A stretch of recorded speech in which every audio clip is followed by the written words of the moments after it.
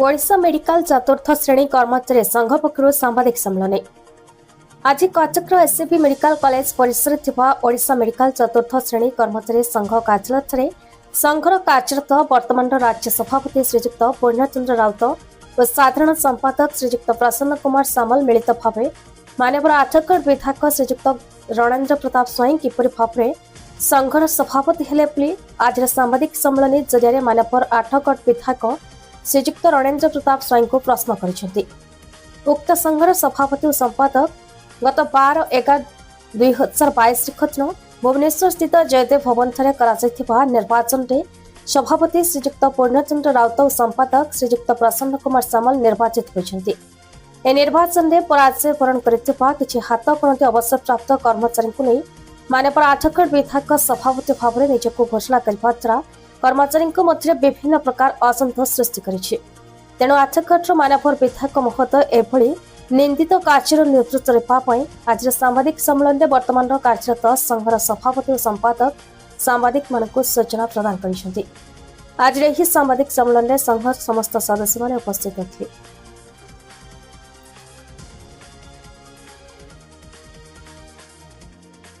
मु पूर्णचंद्र राउत सभापति ओडिशा मेडिकल चतुर्थ श्रेणी कर्मचारी संघ सांबादिक सम्मेलन में आम डाकिचु जे विगत दिन मानक जो 2017 तारिख दिन हठात आम जाना पाइल जो ओडिशा मेडिकल कर्मचारी संघर सभापति भाव मान्यवर आठगढ़ विधायक निजक आत्मघोषित सभापति होती आम शुणा पाइलु जहाँ पेपर मध्यम प्रिंट मीडिया इलेक्ट्रोनिक मीडिया मध्यम शुणा पाइलु। आम आपण गोटे कथा रखा चाहूँ ओडिशा मेडिकल कर्मचारी संघ और ओडिशा मेडिकल चतुर्थ श्रेणी कर्मचारी संघ ये एका संघ कहीं जितेबले गोटे इंटरमिनिस्टर कमिटी करागला है 2022-23 इंटरमिनिस्टर कमिटी करागला। इंटरमिनिस्टर कमिटीर मुख्य आधार थिला जे कर्मचारी मानकर संघ संगठन दायित्व माने किंबरी भाव हम कर्मचारी भविष्य विषय संघीय व्यवस्था भितर सरकार से अनुमोदन करथिले किछि मिनिस्टर मानू नियुक्ति करते से संघीय व्यवस्था भितर संघर सब दायित्व बुझिकी सब सरकार को तथ्य देवाईका तेणुक जो इंटरमिनिस्ट्रियल कमिटी गठा आम भी तादे लिखित आकार जनईलु जे आमर समस्त दाबी विषय लिखित आकार जनईलु किंतु दुर्भाग्यर कथा जो इंटरमिनिस्ट्रियल कमिटीर लिस्ट बाहरला से ओडिशा मेडिकल कर्मचारी संघर कौन ना नाला जितेबाला आम पचारू जामर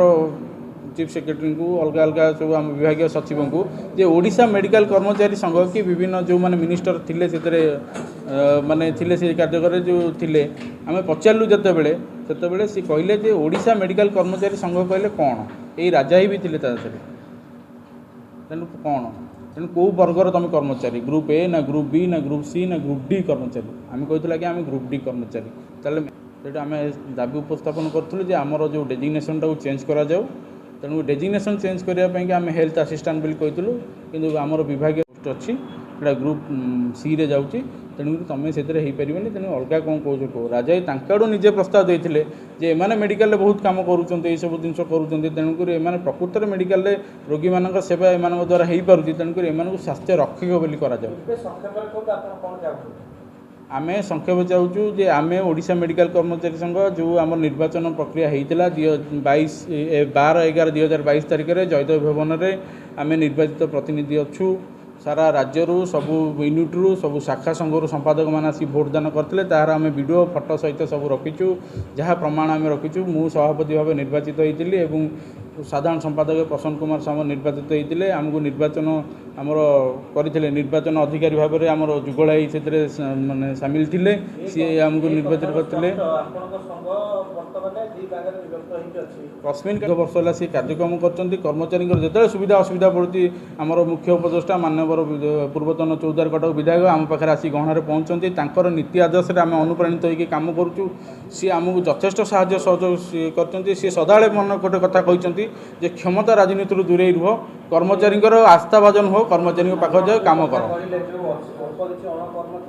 आईन आश्रय नबार किसी आवश्यकता नहीं कर्मचारी जानते कर्मचारी क्या सपक्ष अच्छा आम भी जान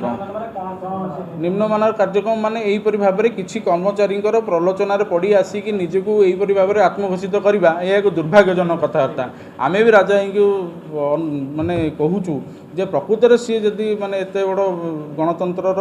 रक्षक गणतंत्र व्यवस्था पाइका विधानसभा आरंभ कर राजरास्ता पर्यंत लड़ाई कर गणतांत्रिक पद्धति माध्यम आसतु प्रकृत में बुझंतु संघ कौन संगठन कौन संघर मुख्य किए संघर कर्मकर्ता क्या पसंद कर संपादक जी थे सी विगत दिन मानक हारी सारापर सी अवसर नहीं सारे अवसर पर भी सी संघर कागज पत्र रखिंट भावुँ से राजा ही भुआ बुले सब कार्यक्रम कर जो मैंने जो मैंने अवसर नहीं अवसर प्राप्त कर्मचारी संघरे माने क्षमता बल भर रही कौन प्रकार किसी व्यवस्था ना जहाँ संघीय नीति नियम अच्छा से उपदेष्टा भाव रहीपर आडभाइजर कमिटी रहीपर किंतु कौन संघर पदपदवी रहीपर ना कर्मचारी पाखक आसिक पहुँचती आम स्वागत करूँ कि गणतांत्रिक पद्धति मध्य आसतु 27 इलेक्शन हो 27 इलेक्शन लड़तु आ जितकी सभापति हूँ आमती गला बाटर आसिक सभापति हबार किसी महत्व ना कि उद्देश्य नहीं विशाल व्यक्तित्व पाखे ये एक निम्नमान चिंताधारा आम व्यक्तिगत भाव में शिखू कौन ये युवगोष्ठी शिखे कौन जदि राजा भाया परिप्रेक्षी यही कार्यक्रम हो अगणतांत्रिक कार्यक्रम करुँच युवगोष्ठी आगामी समाज आगामी युवक पीढ़ी आगामी कर्मचारी पीढ़ी शिखे कौन आ बुझे कौन। ईश्वर नायक एचएमएस नेता यही संघर जो इलेक्शन होता मु तार अतीत राज्य उपसभापति थी निर्वाचन अधिकारी थी एवं आज आईन परामर्शदाता अच्छी देखो मुझे धरतु आंकर सारा ओडिशार मेडिकल कर्मचारी 30टा कि 32टा कि 35टा विभिन्न शाखा अच्छी कॉलेज मेडिकल कॉलेजेस अच्छी तापर district hospital sub divisional hospital सब अच्छी या भितर केवल एठी जो कटक एससीबी जो निर्वाचन होता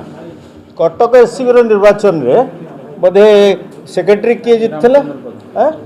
विजय नायक ठिया होते विजय नायक घरिका हारी जाइए राम प्रधान एससीबी जीतला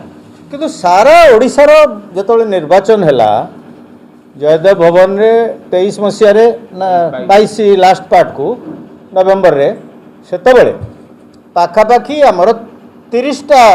यूनिट मत कही आगे आम जापरूना आमर मत अच्छे मुझे कहली नहीं सेमती ग्रहण हेनी मत फत ना तुम आसी भोट दब ना तो यही भाव में 30टा आपण मैंने खाता भी अच्छी जहाँ निर्वाचन खाता रखीच धन्यवाद निर्वाचन 30 जन आसते बोधे जड़े दी जन बोधे टे मन पड़ू बारीपदा आसी नाला ना कौन आउ गोटे कौटू आसी ना कौन बाटर रहीगला पुरी हाँ पुरी आसी ना यस मोर एवं मन अच्छी बारीपदा एंड पुरी आसी नाला पर भर कहला आज्ञा आम हम मुझे ना तुम भोटनाथ पंडित भली जड़े व्यक्तित्व त्यागी पुरुष या करते आम डिविजन करवानी कर्मचारी लड़ई पे समस्ते एकजुट हो रुह तेणु जदि ताकर पूर्ण राउत सभापति अच्छा यदि निर्वाचन घोषणा कर दियो नले यही वर्ष मो अनुरोध करुच्ची बर्तमान प्रेजेंट कमिटी की निर्वाचन घोषणा कर दियो सारा ओडिशार समस्त को डाकी दियो यदि किए जड़े नेता बड़ नेता आसवे कह आम सभापति हबू काम करूँ भल कथा सरकार पाखे बहुत काम अच्छी बहुत एम सरकार पाखे बहुत काम अच्छी बहुत एमानकर बहुत दाबी अच्छी। कथकृत दामोदर बेउरांक रिपोर्ट भारत न्यूज।